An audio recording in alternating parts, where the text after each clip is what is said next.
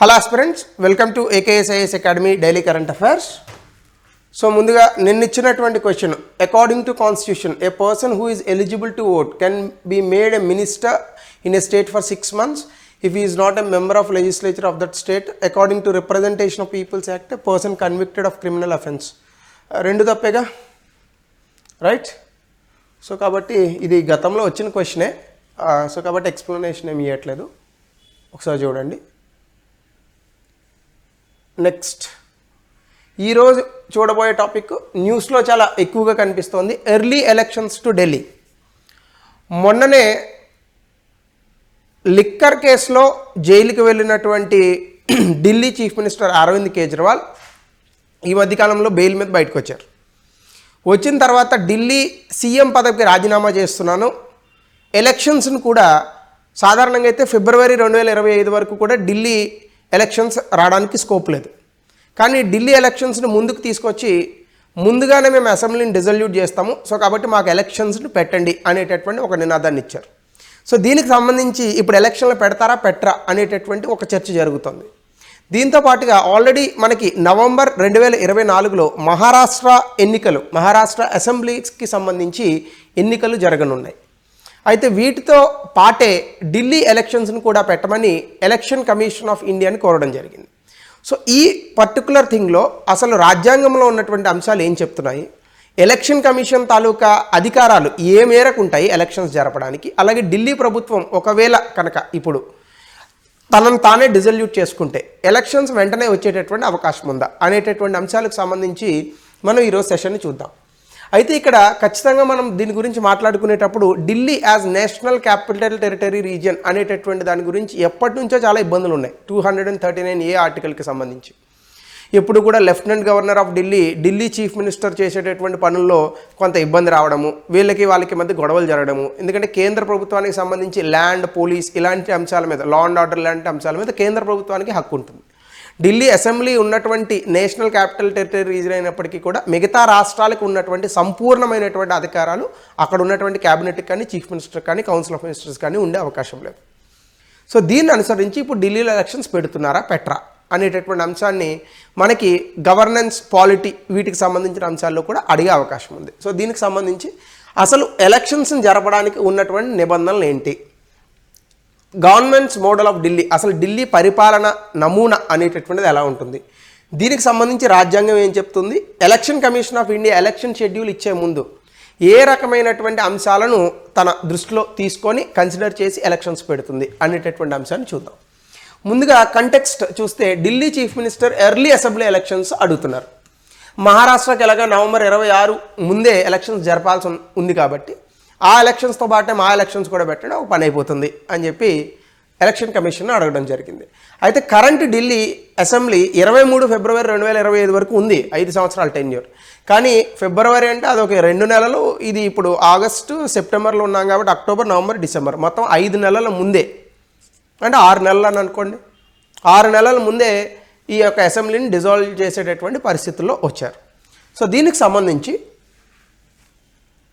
అసలు ఎలక్షన్స్ జరపాలంటే మనకు ఉన్నటువంటి రూల్స్ ఏంటి, ఖచ్చితంగా మనకి ఆర్టికల్ 324 భారత రాజ్యాంగం ప్రకారం ఎలక్షన్స్ని చూసేటటువంటి బాధ్యత మొత్తం కూడా ఎలక్షన్ కమిషన్ ఆఫ్ ఇండియా చేతుల్లో ఉంటుంది. అది లోక్సభకు జరిగేటటువంటి ఎన్నికలు కావచ్చు, రాష్ట్ర శాసనసభలకు జరిగేటటువంటి ఎన్నికలు కూడా కావచ్చు. కానీ రాష్ట్రాల్లో ఉన్నటువంటి ఈ యొక్క స్థానిక ప్రభుత్వాలకు సంబంధించి మాత్రం స్టేట్ ఎలక్షన్ కమిషన్ చేతిలో అధికారాలు ఉంటాయి. ఆర్టికల్ 324 ఎలక్షన్స్ని ఎలా నియంత్రించాలి, ఎలా జరపాలి, దాని మీద పర్యవేక్షణ, ఈ అధికారాలన్నింటినీ కూడా ఎలక్షన్ కమిషన్ ఆఫ్ ఇండియాకి ఇవ్వడం జరిగింది. అయితే ఈ ఎలక్షన్ కమిషన్ అనేటటువంటిది ఎప్పుడూ కూడా ఒక విషయాన్ని దృష్టిలో ఉంచుకోవాలి, అసెంబ్లీ తాలూకా టర్మ్ అయిపోయే ముందే, అంటే సాధారణంగా మనకు 5 సంవత్సరాలు, ఈ 5 సంవత్సరాల లోపే ఎన్నికలు అనేటటువంటివి ఖచ్చితంగా జరగాల్సి ఉంటుంది. అలాగే మనకి రిప్రజెంటేషన్ ఆఫ్ పీపుల్స్ యాక్ట్, అంటే ప్రజా ప్రాతినిధ్య చట్టం 1951 సెక్షన్ 15 క్లాజ్ 2 ఏం చెప్తుందంటే ఎలక్షన్స్ అనేవి cannot be notified less than 6 months before assembly term ends unless dissolved early అని చెప్తుంది. అంటే అసెంబ్లీకి 5 సంవత్సరాల కాల పరిమితి ఇచ్చినప్పుడు 6 నెలల ముందే ఆ అసెంబ్లీకి ఎలక్షన్స్ పెట్టడానికి అధికారం అనేటటువంటిది ఉండదు. అయితే దీనికి ఒక ఎగ్జంప్షన్ ఇచ్చారు. ఒకవేళ అది డిజాల్వ్ అయితే తప్ప. డిజాల్వ్ అంటే ఏంటి? దాన్ని పూర్తిగా ఆ అసెంబ్లీని రద్దు చేస్తే తప్ప. ఆర్టికల్ 174 క్లాజ్ 2 క్లాజ్ బి ఏం చెప్తుందంటే గవర్నర్ లెజిస్లేటివ్ అసెంబ్లీని డిజాల్వ్ చేసే అధికారం ఉంది. అయితే ఈ పర్టికులర్ అధికారము ఢిల్లీ అసెంబ్లీకి వర్తించదు, ఎందుకంటే దానికి స్పెషల్ రూల్స్ ఉంటాయి. సో చీఫ్ మినిస్టర్ అలాగే కౌన్సిల్ ఆఫ్ మినిస్టర్స్ అంటే ముఖ్యమంత్రి మంత్రి మండలి కూడా ఎప్పుడు డిజాల్వ్ చేయొచ్చు అసెంబ్లీని అనేటటువంటి దాన్ని రికమెండ్ చేయొచ్చు. దాన్ని బట్టినే గవర్నర్ అధికారం తీసుకుంటారు, అది గవర్నర్ ఆ నిర్ణయం తీసుకుంటారు. కానీ ఢిల్లీకి సంబంధించి కనుక మీరు చూస్తే government of national capital territory of Delhi act 1991 assembly డిజల్యూషన్కి సంబంధించి స్పెషల్ రూల్స్ అండ్ రెగ్యులేషన్స్ని పెట్టింది. ఇందులో సెక్షన్ 6 క్లాజ్ 2 బి ఏం చెప్తోందంటే lieutenant governor may dissolve the assembly with central's approval అని అన్నాడు. ఇక్కడ ఈ పదాలను చాలా జాగ్రత్తగా వినాలి. Lieutenant governor may dissolve, may అంటే మే నాట్ కూడా వస్తుందిగా, మే అంటే జూన్ వస్తుందంటే మే ఆర్ మే నాట్ అంటే ఏంటి? జరగచ్చు జరగకపోవచ్చు. అంటే ఇప్పుడు అరవింద్ కేజ్రీవాల్ గారు ఢిల్లీ అసెంబ్లీని రద్దు చేయాలి అని అడిగారు అనుకోండి, లెఫ్టినెంట్ గవర్నర్ ఏమంటారు? ఈ సెక్షన్ 6 క్లాజ్ 2 క్లాజ్ బి ప్రకారము మేము లెఫ్టినెంట్ గవర్నర్ అనేటటువంటి వ్యక్తి సెంట్రల్ గవర్నమెంట్ అప్రూవల్ తీసుకుంటానని అంటాడు. ఆబ్వియస్గా సెంటర్ వీళ్ళతో పడదు కాబట్టి ఇప్పుడు హర్యానా ఈ ఎలక్షన్స్తో జరిపితే ఢిల్లీ ఎలక్షన్స్ కూడా ఇబ్బంది కలిగి మళ్ళా కేజ్రీవాలే గెలవచ్చు అనేటటువంటి అంశంలో కనుక బీజేపీ ప్రభుత్వం ఉంటే, ఎందుకంటే బీజేపీ ఎప్పటి నుంచో ఢిల్లీలో పాగా వేయాలని చూస్తుంది, కుదరట్లా. ఇప్పుడు అరవింద్ కేజ్రీవాల్ గారు 2 టైమ్స్ ఉన్నారు, అంతకుముందు షీలా దీక్షిత్ గారు 2 టైమ్స్ ఉన్నారు, అంతకుముందు ఎప్పుడో ఒకసారి సుష్మా స్వరాజ్ గారు ఉన్నప్పుడు మాత్రం బీజేపీ ప్రభుత్వం వచ్చింది. అప్పటి నుంచి ఇప్పటి వరకు అంటే దాదాపుగా 20 సంవత్సరాల నుంచి బీజేపీ ఢిల్లీలో పాగా వేద్దామన్నా కుదరట్లా. సో కాబట్టి ఇప్పుడు ఆల్రెడీ మహారాష్ట్ర ఇంకా హర్యానా ఎవరెవరు ఉన్నారు, ఈ ఎలక్షన్స్తో పాటుగా కనుక జరిగితే గెలవచ్చు గెలవకపోవచ్చు అనేటటువంటి ఒక ఇష్యూ ఉంటుంది. అంటే నేనేమి మళ్ళీ పొలిటికల్ అనలిస్ట్ని కాదు, నేను వాటి మీద ఏమీ చూడట్లేదు. సో కాబట్టి జనరల్గా రాజకీయ పార్టీలు ఆలోచించేటటువంటి తరహా గురించి చెప్తున్నాను. ఒకవేళ బీజేపీ ప్రభుత్వం కనుక అలా అనుకుంటే, బీజేపీ ప్రభుత్వాన్ని కూడా అనకూడదు, బీజేపీ పార్టీ కనుక అలా అనుకుంటే సెంట్రల్ గవర్నమెంట్ ఇప్పుడు అప్రూవల్ ఇవ్వదు.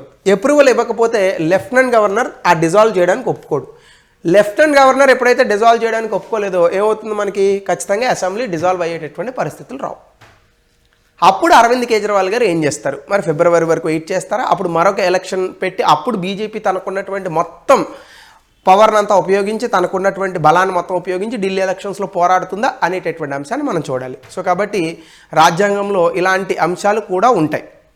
అంటే some times it favours one party, some times it favours another party అని అనుకుంటాం, కానీ బట్ అవన్నీ కూడా వీటిని అనుసరించే జరుగుతూ ఉంటాయి. అలాగే మనం ఇందులోకి లోపలికి వెళ్తే గవర్నెన్స్ మోడల్ ఆఫ్ ఢిల్లీ కనుక మీరు చూస్తే Delhi is a very peculiar state. అంటే స్టేట్ పూర్తి స్థాయిలో కాదు, మళ్ళీ national capital territory reason. So Delhi సాధారణంగా షెడ్యూల్ 1 ప్రకారం అదొక కేంద్రం కనుసన్నల్లో ఉండేటటువంటి యూనియన్ టెరిటరీ. అంటే రాష్ట్రాలు వేరు, కేంద్రపాలిత ప్రాంతాలు వేరు. సో ఢిల్లీ ఒక కేంద్రపాలిత ప్రాంతం, కానీ దానికి డెసిగ్నేషన్ ఏమి ఇచ్చారు? 239 AA ప్రకారం ఇది 69వ రాజ్యాంగ సవరణ 1991లో వచ్చింది. స్పెషల్ స్టేటస్ ఇచ్చారు ఢిల్లీకి as national capital territory region అని చెప్పి. అంటే దీని అర్థం ఏంటంటే ఇది కూడా మిగతా రాష్ట్రాల మాదిరిగానే ఉంటుంది, దానికి అసెంబ్లీ ఉంటుంది, దానికి గవర్నర్ ఉండడు, లెఫ్టినెంట్ గవర్నర్ ఉంటాడు, అసెంబ్లీ కూడా ఉంటుంది. ఈ లెజిస్లేటివ్ అసెంబ్లీకి కొన్ని పవర్స్ ఉంటాయి. ఎట్లా? రాష్ట్ర పరిధిలోకి వచ్చేటటువంటి అంశాలు, కంకరెంట్ లిస్ట్ పరిధిలోకి వచ్చేటటువంటి అంశాలు రాష్ట్రాలు ఏ మాదిరిగా అయితే చట్టాలు చేస్తాయో ఢిల్లీ కూడా అలాగే చట్టాలు చేయొచ్చు. కానీ 3 అంశాల మీద చేయడానికి లేదు. 1 పబ్లిక్ ఆర్డర్, 2 ల్యాండ్, 3 పోలీస్. ఈ 3 కూడా కేంద్ర ప్రభుత్వం యొక్క కన్సర్నల్లో ఉంటాయి, అంటే లెఫ్టినెంట్ గవర్నర్ చేతిలో ఉంటాయి. సాధారణంగా మీరు చూడండి, పోలీస్, ల్యాండ్, పబ్లిక్ ఆర్డర్ ఈ 3 కూడా చాలా ప్రధానమైనటువంటి అంశాలు. అంటే భూమికి సంబంధించి, లా అండ్ ఆర్డర్కి సంబంధించి కేంద్ర ప్రభుత్వం చేతిలో ఉంటుంది. ఎందుకంటే కేంద్ర ప్రభుత్వానికి ఆబ్వియస్గా ఢిల్లీ అనేది క్యాపిటల్ రీజన్ కాబట్టి సెక్యూరిటీ పర్పస్లో మళ్ళీ వీళ్ళిద్దరి మధ్య సమన్వయం అనేటటువంటిది ఉండకపోవచ్చు. అంటే ఇప్పుడు కేంద్ర ప్రభుత్వానికి ఇప్పుడు ఫర్ ఎగ్జాంపుల్ ఏ దౌత్యవేత్తలు వస్తున్నారనుకోండి, పోలీస్ తాలూకా సమన్వయం కావాలి. ఇప్పుడు ఇక్కడ వేరే ప్రభుత్వం ఉండి కేంద్రంలో వేరే ప్రభుత్వం ఉందనుకోండి, వీళ్ళిద్దరి మధ్య సమన్వయం ఉండకపోవచ్చు. అంటే రాష్ట్ర ప్రభుత్వం ఏమో పోలీసులు మీరు వెళ్ళొద్దని చెప్తుంది, ఒకవేళ ఇది లేకపోతే క్లాజు.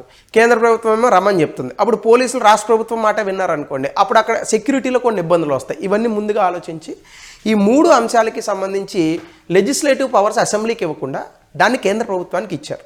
అయితే కేంద్ర ప్రభుత్వం చాలాసార్లు వీటిని రాజకీయ పరంగా కూడా వాడుకుంది. అంటే అది నేను ఏదో ఇప్పుడున్న బీజేపీ ప్రభుత్వానికి చెప్పట్లే, కాంగ్రెస్ ప్రభుత్వం కూడా అలాంటి సందర్భాలు వచ్చాయి.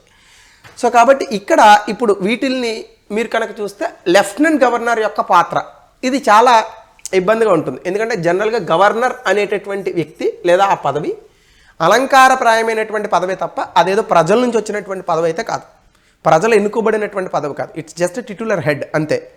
మనకి కేంద్రంలో ప్రెసిడెంట్ ఎలాగో స్టేట్స్లో గవర్నర్ అలాగా. అంటే గవర్నర్ కూడా aid and advise of the council of మినిస్టర్స్తోనే పనిచేయాలి. కానీ ఢిల్లీకి ఈ aid and advise of the council of ministers అనేటటువంటిది పూర్తి స్థాయిలో వర్తించదు కొన్నిసార్లు.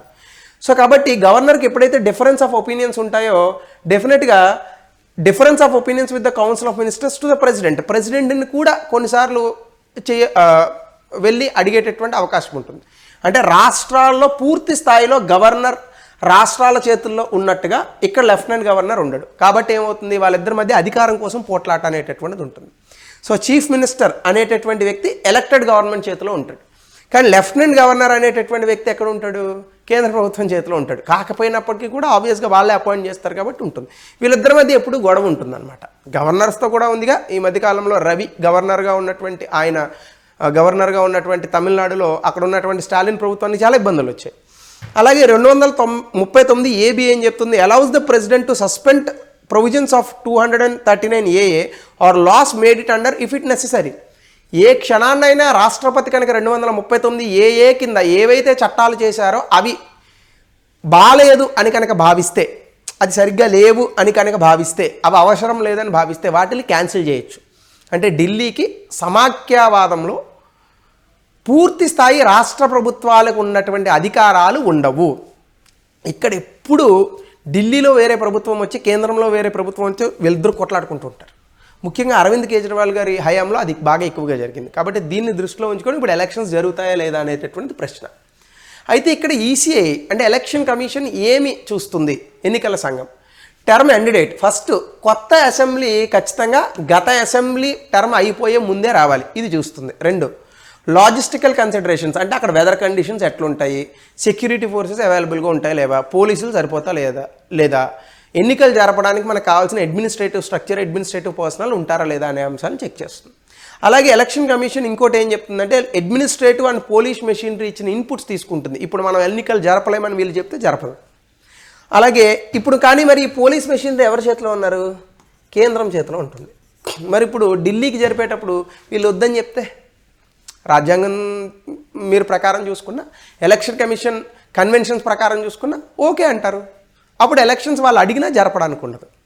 అలాగే క్లబ్బింగ్ ఎలక్షన్స్, ఎలక్షన్ కమిషన్ సాధారణంగా వేరే రాష్ట్రాల్లో జరుగుతున్నటువంటి ఎన్నికల్ని ఒక ఫేజ్లో 4-5 రాష్ట్రాల్లో ఎన్నికలను ఒకేసారి క్లబ్ చేస్తుంది. కానీ ఈ మాదిరిగా చూస్తే ఇప్పుడు మహారాష్ట్ర ఎన్నికలతో క్లబ్ చేయాలి. సో ఏం జరుగుతుంది అనేటటువంటిది మనం వేచి చూద్దాం. ఇవైతే కనుక ఎగ్జామినేషన్లో వస్తే Delhi power struggle between lieutenant governor and chief minister అని కనుక వస్తే మీరు ఈ పాయింట్స్ అన్నీ కూడా బ్రహ్మాండంగా రాయొచ్చు. సో దీనికి సంబంధించి నేను క్వశ్చన్ ఇచ్చాను, ఇది గతంలో వచ్చినటువంటి క్వశ్చన్ కాదు. ఎలక్టోరల్ రిఫార్మ్స్కి సంబంధించి ఇచ్చినటువంటి కమిటీలు వాటి తాలూకా సంవత్సరాలు ఈ పేర్స్లో ఎన్ని కరెక్ట్గా ఉన్నాయో కమెంట్ సెక్షన్లో పెట్టండి. అలాగే ఎన్నికల నియమావళి పరిణామం వెలుగులో భారత ఎన్నికల సంఘం యొక్క పాత్రను చర్చించండి 200 పదాలు. సో ఇది ఈరోజు ఢిల్లీ ఎలక్షన్స్కి సంబంధించినటువంటి అంశం. మరి అరవింద్ కేజ్రీవాల్ గారు చేసినటువంటి వ్యూహాలు, ఎందుకంటే ఆయన గొప్ప వ్యూహకర్త, ఎలక్షన్స్కి సంబంధించి 2 సార్లు బీజేపీ కాంగ్రెస్ ప్రభుత్వాలను ఓడించాడు.